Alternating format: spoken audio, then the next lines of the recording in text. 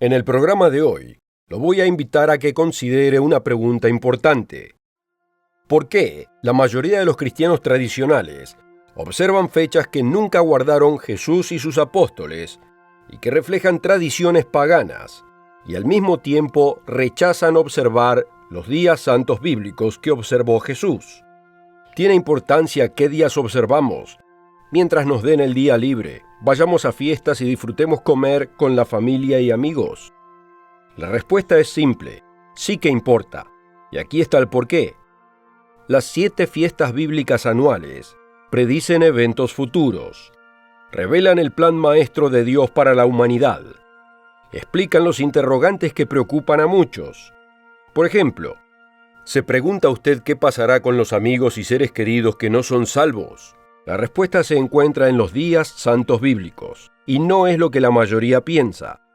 Si quiere conocer las respuestas a las preguntas más preocupantes de la vida, y quiere conocer qué nos depara el futuro, no se pierda el programa de hoy. Además le ofreceré un folleto gratuito sobre este tema, así que asegúrese de contactarse con nosotros o visitar el sitio web para solicitar una copia gratis. Acompáñenos, regreso enseguida.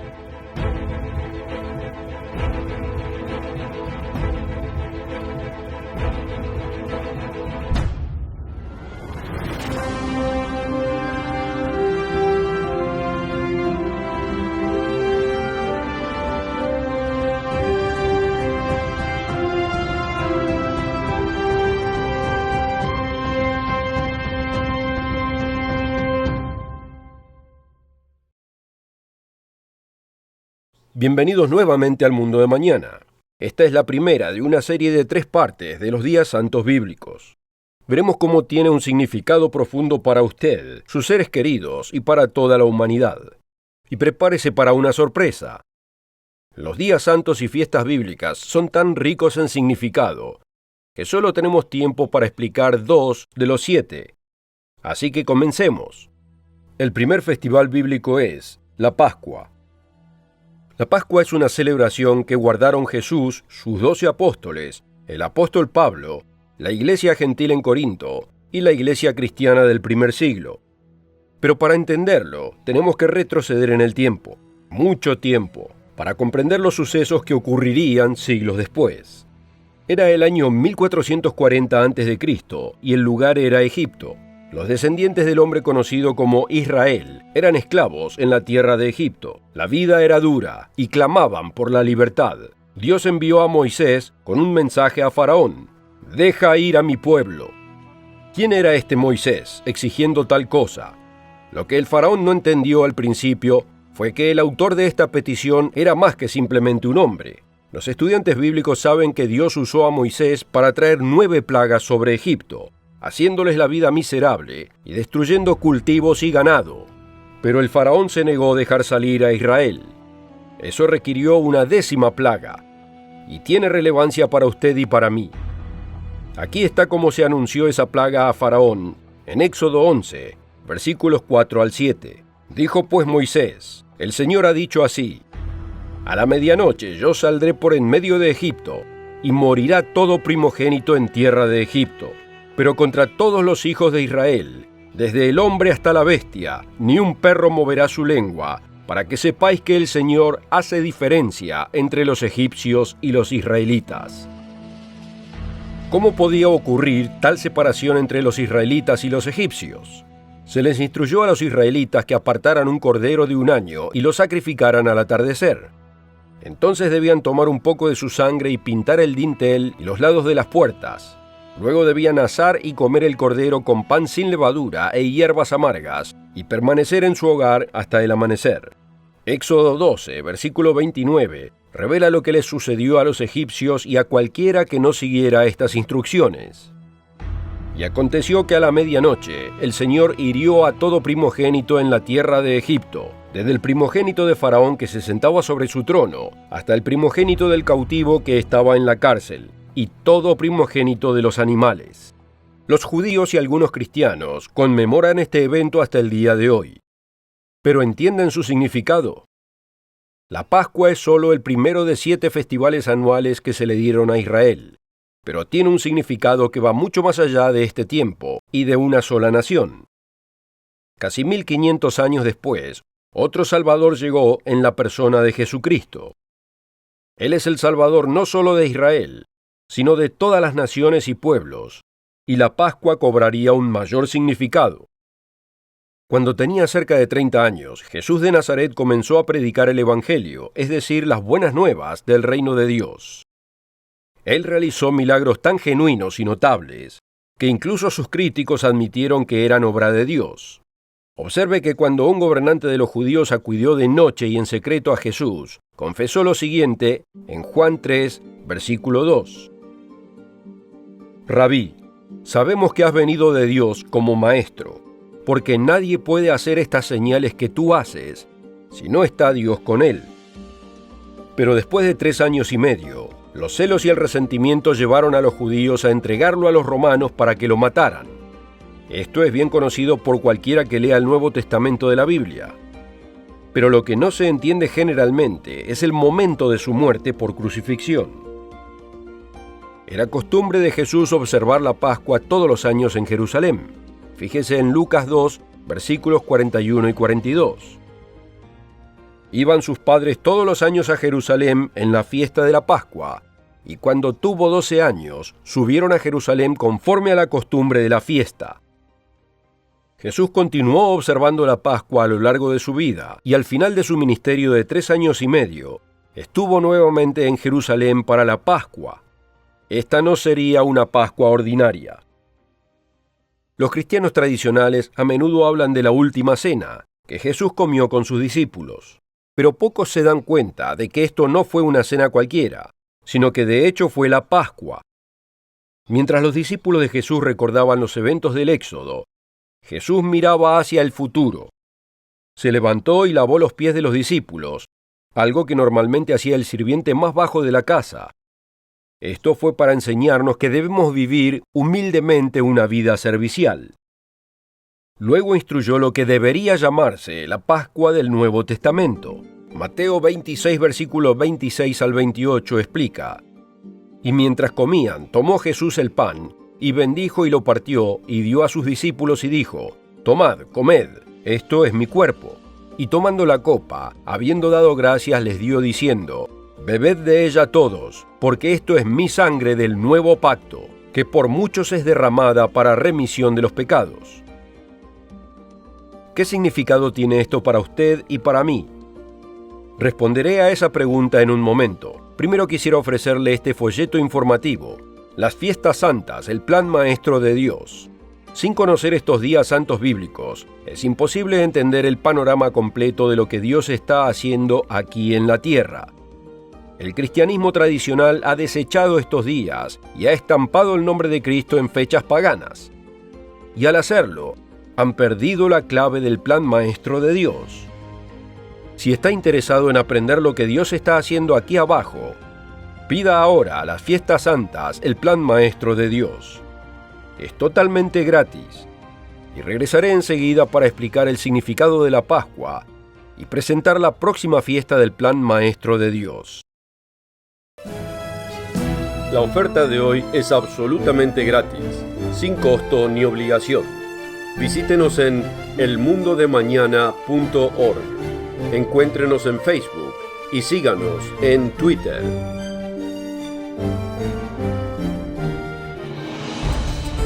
Con esta oferta también obtendrá una suscripción gratuita de la revista El Mundo de Mañana, cubierta de interesantes artículos y perspectivas relevantes de importantes temas de actualidad. El Mundo de Mañana lo mantendrá actualizado con noticias internacionales, profecía bíblica y el significado de la vida misma. El Mundo de Mañana. Contáctenos hoy. Ya hemos visto el primero de las 7 festividades bíblicas, días que son desechados por el cristianismo convencional. Como se ve, la Pascua fue introducida en el antiguo Israel en el momento de su éxodo de Egipto, pero también fue guardada por Jesús, sus apóstoles y la Iglesia de Dios del Nuevo Testamento. ¿Cuál es el significado para nosotros hoy? Después de que Jesús y sus discípulos comieran la cena de la Pascua, Jesús llevó a sus discípulos al jardín de Getsemaní. Fue aquí donde Judas, uno de los 12, lo traicionó.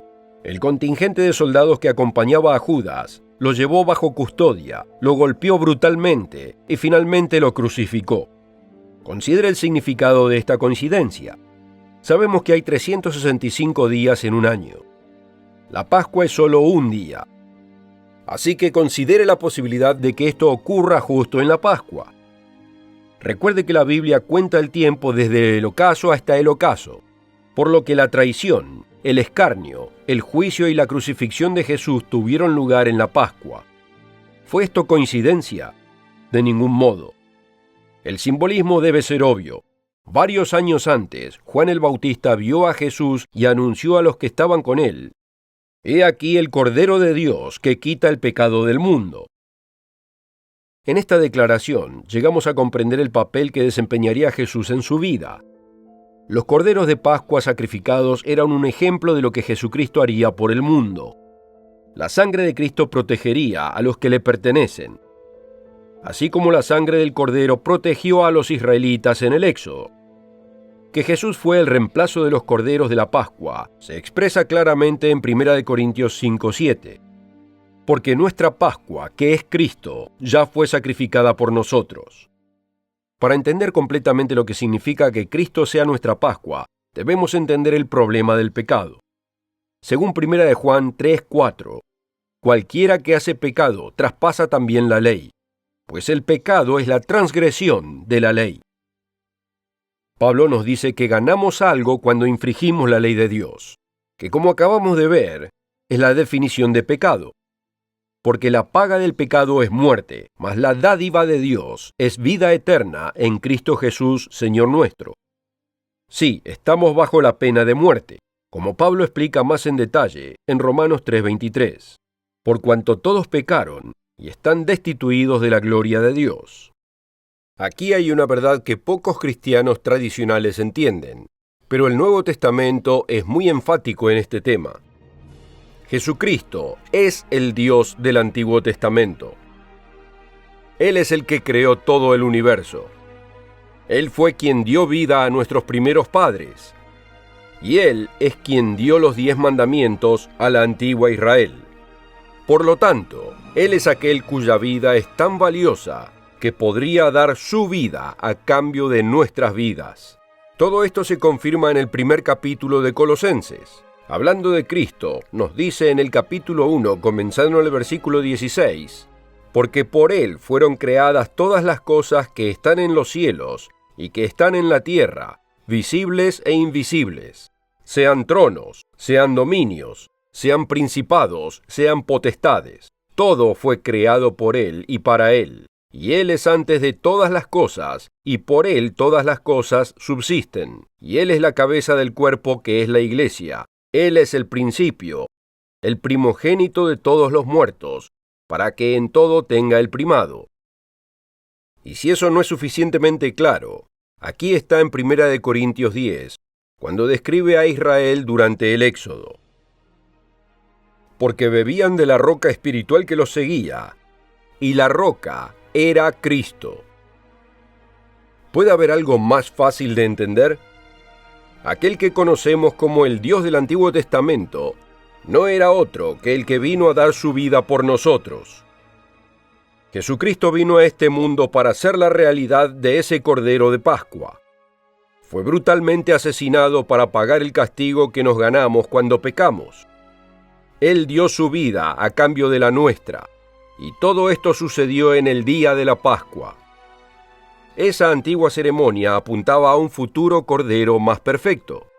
Un verdadero cristiano entra al nuevo pacto por la sangre de Cristo.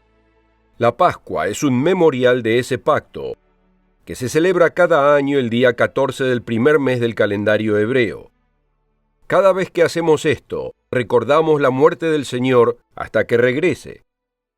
Todo esto nos lleva a la segunda festividad bíblica, que explica cuál debería ser nuestra respuesta a la muerte de nuestro Creador.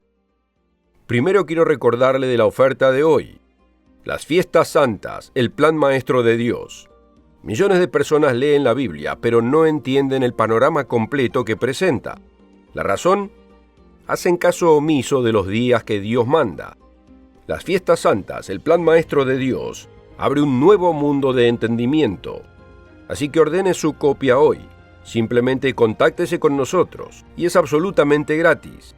Volveré en 15 segundos para contarles sobre la próxima festividad bíblica que nos explica cómo debemos responder al sacrificio de la Pascua de Dios. La oferta de hoy es absolutamente gratis, sin costo ni obligación. Visítenos en elmundodemañana.org. Encuéntrenos en Facebook y síganos en Twitter. En esta primera serie de los días santos bíblicos hemos visto la Pascua. Hemos visto que en el momento del éxodo de Israel de Egipto, mataban a un cordero inocente y pintaban con su sangre alrededor de la puerta para que la muerte los salteara a ellos. También hemos visto que este era un reflejo del verdadero Cordero de Dios que vendría casi 1500 años después. Y hemos visto que el Jesucristo crucificado fue el creador de la vida. Ahora surge la pregunta de cómo deberíamos reaccionar ante esto. Aquí es donde muchos cristianos tradicionales se desvían. Tal vez usted también haya aceptado la inteligente pero engañosa doctrina que dice que la ley de Dios fue eliminada en la crucifixión y que Cristo la clavó en la cruz. Aunque el propio Jesús testificó en Mateo 5:17, no penséis que he venido para abrogar la ley o los profetas. No he venido para abrogar, sino para cumplir. Algunos dicen que significa que Él ya cumplió la ley, así nosotros no tenemos que hacerlo.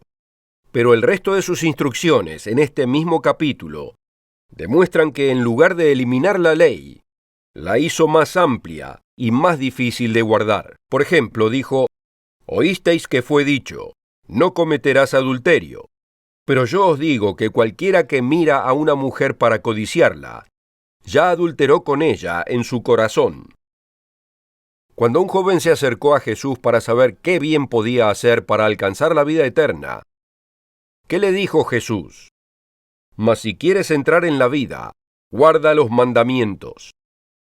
Jesús declaró además en Lucas 6:46, ¿por qué me llamáis Señor, Señor, y no hacéis lo que yo digo? ¿Qué tiene todo esto que ver con las festividades bíblicas? Tiene mucho que ver con ellas. La siguiente fiesta, luego de la Pascua, es los días de panes sin levadura. Yo sé que esto suena extraño para muchos que no están familiarizados con la Biblia. La gente lee lo referente a estos días especiales y no les presta atención. Pasada la Pascua, los hijos de Israel todavía estaban en Egipto como esclavos, pero los egipcios no querían tener más nada que ver con ellos y los expulsaron. Tardaron 7 días en abandonar Egipto por completo, y durante ese tiempo no tuvieron tiempo de dejar que su pan se leudara. De ahí, la fiesta de panes sin levadura. Está bien preguntarse qué tiene esto que ver con Jesucristo y con nuestra vida hoy. ¿No es esto algo del antiguo pacto por lo que no debemos preocuparnos? No es así. Por ejemplo, Jesús no solo guardó la Pascua durante toda su vida, sino que también guardó los días de panes sin levadura. Como ya leímos, Jesús guardó la Pascua con sus padres. Note esto otra vez en Lucas. Iban sus padres todos los años a Jerusalén en la fiesta de la Pascua, y cuando tuvo 12 años, subieron a Jerusalén conforme a la costumbre de la fiesta. Continuemos con el comienzo del siguiente versículo. Dice, y acabados los días. La Pascua es un solo día, pero los 7 días que le siguen a la Pascua se conocen como los días de panes sin levadura. Estas dos fiestas, Pascua y panes sin levadura, están tan estrechamente asociadas que es evidente que ambas debían celebrarse. Podemos ver esto en las instrucciones del apóstol Pablo a los Corintios. No es buena vuestra jactancia. ¿No sabéis que un poco de levadura leuda toda la masa? Limpiaos, pues, de la vieja levadura, para que seáis nueva masa, sin levadura como sois. Porque nuestra Pascua, que es Cristo, ya fue sacrificada por nosotros. Veamos ahora el siguiente versículo. Recuerde que fue escrito a los gentiles, no a judíos. Así que celebremos la fiesta, no con la vieja levadura ni con la levadura de malicia y de maldad, sino con panes sin levadura, de sinceridad y de verdad. La levadura es símbolo del pecado. Sabemos que al guardar esta fiesta, debemos sacar el pecado de nuestra vida. ¿Pero qué es el pecado? Según el apóstol Juan, conocido como el apóstol del amor, el pecado es transgresión de la ley. Considere, si la ley es eliminada, entonces no hay pecado. Esta es la única conclusión lógica a la que podemos llegar. Como Pablo explica en Romanos 7:7, ¿qué diremos pues? ¿La ley es pecado? En ninguna manera. Pero yo no conocí el pecado, sino por la ley. Porque tampoco conocería la codicia, si la ley no dijera, no codiciarás. Es por eso que aquellos que dicen que no necesitamos guardar la ley de Dios no entienden las Escrituras. Es cierto que Pablo escribió algunas cosas que eran difíciles de entender. A veces pareciera decir que debemos guardar la ley, y otras veces pareciera decir que no. Sin embargo, al leer todas sus palabras en contexto, y al leer el resto de las Escrituras, podemos ver que la ley de Dios sigue vigente. Daré más pruebas de esto en breve. Primero permítame recordarle de la oferta especial de hoy. Las fiestas santas, el plan maestro de Dios, puede abrir su mente al panorama completo y contiene muchas respuestas a lo que la gente se pregunta, como por ejemplo, ¿es justo Dios? Todo lo que tiene que hacer es contactarse con nosotros o visitar el sitio web elmundodemañana.org. Es así de simple. Regresaré enseguida para mostrarle en la Biblia que la ley de Dios todavía está vigente. La oferta de hoy es absolutamente gratis, sin costo ni obligación. Visítenos en elmundodemañana.org. Encuéntrenos en Facebook y síganos en Twitter.